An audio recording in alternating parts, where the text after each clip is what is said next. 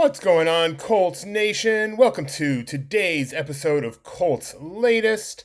I'm your host, Scott Reiman, coming to you from bright and sunny San Rafael, California, in Marin County in the beautiful San Francisco Bay Area. It is bright and sunny here, but from what I can tell, most Colts fans' dispositions right now are anything but. And we'll get to that. But first, you know the drill. Got to start with a huge thanks to FanArch. Without FanArch, none of this would be possible. So thank you so much. Head over to their website, fanarch.com. Amazing content on the NFL, MLB, NBA, college sports, sports card collecting, boxing, WWE, and more. If you can find it, they cover it. So check out their website. Please do me a favor, like this video and subscribe to the Colts Latest channel. That's how FanArch is able to keep putting out their content and how I'm able to keep doing what I'm doing. So thank you all so much, as always, for watching. Boy, y'all are not taking this Daniel Jones transition tag news well. And trust me, I get it. Like I said yesterday, the majority of Colts fans seem to be in one of two camps. Those who want Jones to sign a long-term deal, and those who want him on another team's roster. The news of Jones's tagging didn't satisfy any of these people, and it seemed to enrage the Never DJ folks.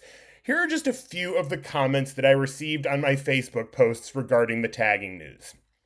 Just more of the decade-long, less than mediocre, bad decision and management that will be known as the Ballard era of darkness. I don't think Colts management wants to win. Bad decision, should have tagged Pierce instead. And my favorite, this organization really sucks. Now add to that the chorus of fire Ballard comments and the comments that I'll refrain to mention because this is a family-friendly show, and it's clear that the fan base is not happy right now. Now, there were a fair share of comments from fans who understand why the Colts made the move, as well as people like myself who want to see the rest of the offseason play out before issuing judgment. The fact is, there are still lots of questions about this roster right now, and the Colts had to make their first decision by the tag deadline without knowing the answer to many of those questions. By placing the transition tag on Jones, they allow themselves an opportunity to see what the market is for him without overpaying on a long-term deal. Now, they also run the risk of losing him should the offers get too high, but that seems like a gamble they're willing to take. They also clearly view Alec Pierce as more replaceable than Jones, and they're probably right, regardless of what you think about the two players. I'll reiterate what I said yesterday. The offseason is long, and it just started. The new league year doesn't even begin until next week. So I'll take a deep breath, relax, and see what this roster looks like in a couple months before we decide to bail on the organization. If free agency and the draft go by and the Colts lose Jones and Pierce without finding suitable replacements or using the money saved to fill holes elsewhere on the roster, then fine. Go ahead and bail. I'm going to do my best to stay optimistic, or at least indifferent, until I know more about the direction we're headed. I will say, though, that even though I remain patient, I was a lot more optimistic 48 hours ago than I am now. And one of the reasons for that is the interview that Alec Pierce did with Kay Adams on her Up and Adams show this morning. And Pierce had a lot to say, some of it positive, and some of it, I won't say negative, but it certainly raises questions in the minds of Colts fans. Now, first, he was asked about his reaction when he found out the Colts used the transition tag on Jones. And he said that's what he and his agent were expecting. He knows that quarterback is the most important position to lock up, and it was hard for him to negotiate a deal before knowing who the quarterback was going to be for 2026. Now, unfortunately, he still won't have certainty about who the QB will be due to teams being able to negotiate with Jones, which lends to the idea that Pierce won't be signing a long-term deal before free agency opens next week, unless somehow the Colts agree to a long-term deal with Jones in the meantime. Now, the biggest takeaway from the interview, in my mind, was Pierce's response when Adams asked him what he's thinking now that the Colts have placed the transition tag on Jones. And his response was, quote, "I love Indy. I've loved playing there. Great organization, great people in the city, just a ton of support. I know we haven't been as good as we could be, and I know we can be, but at this point, I've kind of earned the right to explore free agency, see what's out there, and make a decision that's best for my career and for my family." Not the answer that I think Colts fans were looking for there. Not a, "I want to do everything I can to stay a Colt." Not a, "I love what we're building here in Indy and want to stay a part of it." And I get it. Of course he wants to make a decision that's best for his career and best for his family. Of course he does. But I would have liked a little more optimism there about wanting to stay a Colt and not such a, "I'm ready to explore free agency" kind of attitude. Now, Adams followed up that question by asking Pierce what's important to him. And his first answer could be some of that optimism that I was looking for, but he followed that up with another answer that I know many Colts fans will think disqualifies the team from even having a chance to re-sign him. He first said that QB play and QB stability were very important, and we know that he and Daniel Jones have a great working relationship. I think if Pierce knew for certain that Jones was going to be the QB of the future for the Colts, he'd be much more likely to re-sign here, even if it meant taking less money than he could from a team like Tennessee, who has unproven quarterback play from second-year player Cam Ward. He even says that, quote, "Being in Indy, I've played with a ton of different quarterbacks, and I think they're on the way to figuring that out with Daniel.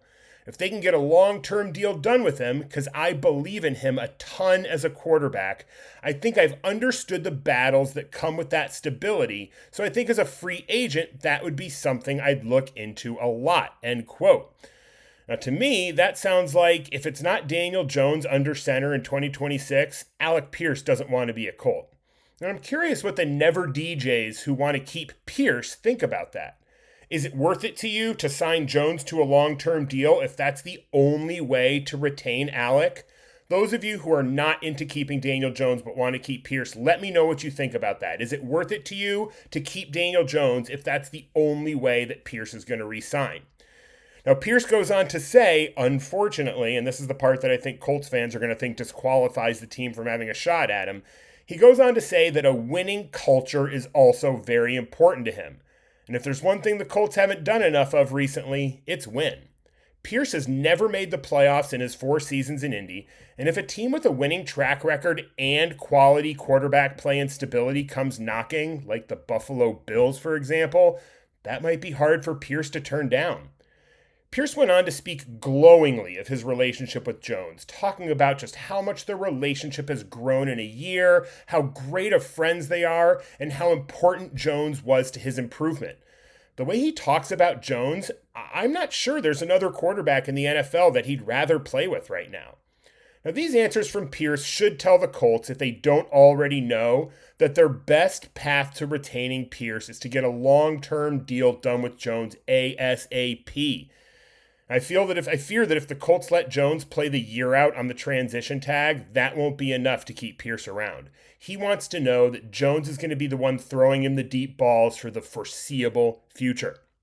Now, later on in the interview, Adams just went and straight up asked Pierce about his negotiations, asking, "How close are y'all to getting something done?" Now, Alec responds first with the expected answer about his agents knowing more than that, and they're more involved in the negotiations than he is, but his expectation was that Jones was the priority, and that once they got him settled, not that he's actually settled, then the team would pivot to working more intensely on getting Pierce locked up. He did say that he's expecting to hear from the team soon, so hopefully those negotiations by now are fully underway. Now, Adams then mentioned a bunch of teams that might be interested in signing Pierce, and Kay, you need to tone it down a bit. I mean, she was just hyping him up and telling him how great he'd be in all these different situations with different teams, and I'm like, stop it. The Colts are the best situation for him. Don't be putting all these things in his head about, what would it be like if you could go play for Buffalo? How great would that be? They'd love you. Just take it down a little bit.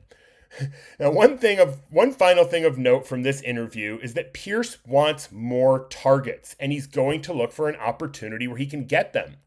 will the Colts, as currently constructed, be able to give him that opportunity? I mean, they've got Pittman, Downs, and Warren all competing with Pierce for targets. And unless the team moves on from Pittman, I can't see Pierce getting the 130 to 150 targets that he'd said he'd like as a wide receiver one. Pierce said, quote, "That's what I'm most excited about getting paid and getting a big contract, is the coaches and the front office know they have to back up that contract, so I'm no longer going to be an 80 target player. If I get paid this big contract, they're going to have to throw me the ball more," end quote. I just don't know if the Colts have the opportunity to give him those kind of targets. But this is why things haven't been moving as quickly. Like I said, there are a lot of moving pieces here. The Colts have to figure, is it worth paying Alec Pierce wide receiver one money and maybe moving on from Michael Pittman Jr.? If they don't move on from Michael Pittman Jr., can they A, afford to give Alec Pierce wide receiver one money? And B, how would Michael Pittman, who's been the number one wide receiver the last few years, feel about maybe getting passed on the depth chart by Alec Pierce, who would then receive more targets? All things the Colts brass are thinking about while they're trying to figure out the moves to make next. So that's the long and short of the Pierce interview. And like I said, parts of it left me feeling optimistic, while others made it seem like it's a done deal that he's gone. The biggest takeaway for me is Pierce wants to play with Daniel Jones. And I think even though it could benefit the Colts to wait and see what the market is for Jones, they'd be giving themselves a better chance of retaining Pierce should they be able to come to an agreement before free agency begins. Pierce is the hottest free agent on the market right now. Analysts are saying a bidding war could raise his price tag over $30 million a year, making him a top 10 highest paid wide receiver in the league, alongside guys like Amon-Ra St. Brown, who, all due respect to Alec Pierce, is a superior wide receiver in my opinion, at least as of now. If the Colts let Pierce reach free agency without a deal, I am less and less hopeful that he will be in blue and white in 2026. Okay, we've been talking about Pierce and Jones a lot. Let's move on to something maybe a little more optimistic for Colts fans. If the Colts should lose Pierce, they will have money to spend that they're not expecting to have right now. Where will that money go? Well, a guy that we've mentioned at a Colts position of need was just left untagged by his team, meaning he will become a free agent next week, and that is Bengals defensive end Trey Hendrickson. An article on ESPN dove into free agency, who are the biggest names, what teams will make the most noise, what teams could be quiet, and what teams are the best fits for the biggest free agents. Well, at the top of that list was Hendrickson, and the team that they list as the best fit are none other than your Indianapolis Colts. Of the potential move, they said, quote, Colts general manager Chris Ballard could make a splash move in landing the top free agent on our board. And Hendrickson would reunite with defensive coordinator Lou Anarumo, his former coach in Cincinnati, to boost the pass rush opposite Laiatu Latu. In 7 games last season with the Bengals, Hendrickson had 4 sacks, but his 17.5 sacks in 2024 ranked number 1 in the league. The Colts finished with 39 sacks last season, tied for 15th in the NFL. Adding to the defensive front should be a priority for win now Indianapolis, end quote. Now the problem here is Hendrickson's going to cost a pretty penny. And do the Colts want to use that capital on a 31-year-old coming off of season-ending core muscle hip surgery?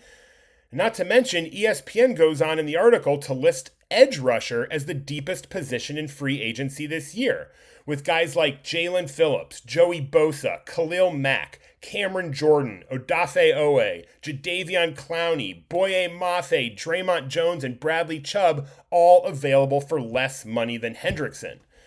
With certain holes at linebacker and potentially also at safety and wide receiver, do the Colts really want to use such a large chunk of their cap space on Hendrickson, thereby causing them to address all the other holes on the roster either through the draft or low-value free agents? Look, as much as I'd like to see Hendrickson with the Colts, and as much of a difference maker as I think he'd be, I think the team would be more prudent to sign one of the cheaper edge rush options and use the rest of the cap space to address other issues. go ahead, tell me in the comments if you'd like the Colts to pursue Trey Hendrickson or use that money elsewhere. And if you want to see them use the money elsewhere, what kind of players are you hoping that they will add? All right. I'm going to finish today's show by congratulating our Tuesday trivia winner and revealing the prize that he's going to be receiving. Congrats to @GregBenson1145 for correctly answering that the last quarterback to start a game for the Colts before Peyton Manning took over was none other than current NFL head coach and forever our captain comeback, Jim Harbaugh. Now, I don't know about you, but I personally can't think about Harbaugh without thinking about the football rolling off of Aaron Bailey's stomach in the end zone in Pittsburgh. And I'm just going to make myself sad again by thinking about it, so I won't. But congrats to Greg. I tried to comment on YouTube, but it wasn't working for some reason. Maybe tomorrow I'll have like 4 comments pop up, but today my comments weren't working. So Greg, I hope you're watching so that you can email me at ScottReiman77, that's SCOTTREIMAN 77 at gmail.com so that I can arrange getting you your prize. And in honor of the main subject of today's episode, your prize is this. An Alec Pierce autographed jersey card. It's got 2 pieces of jersey in there and a piece of football. It's a rookie, and it's numbered out of 299, so a pretty good card. And who knows? Maybe this will put some good Pierce juju out into the world, and he'll sign a long-term deal this week. Maybe? Well, here's hoping. Who knows? Again, congrats to Greg, and stay tuned, everyone, for future Tuesday trivia giveaways. All right, that's going to do it for today's episode. Maybe we'll get some unexpected news before the weekend, but if not, tomorrow I'm going to dive back into some post-combine draft analysis now that analysts are releasing their first post-combine mock drafts. As always, thank you so much to FanArch. Check out their website, fanarch.com, for all their amazing content. Please like this video and subscribe to the Colts Latest channel.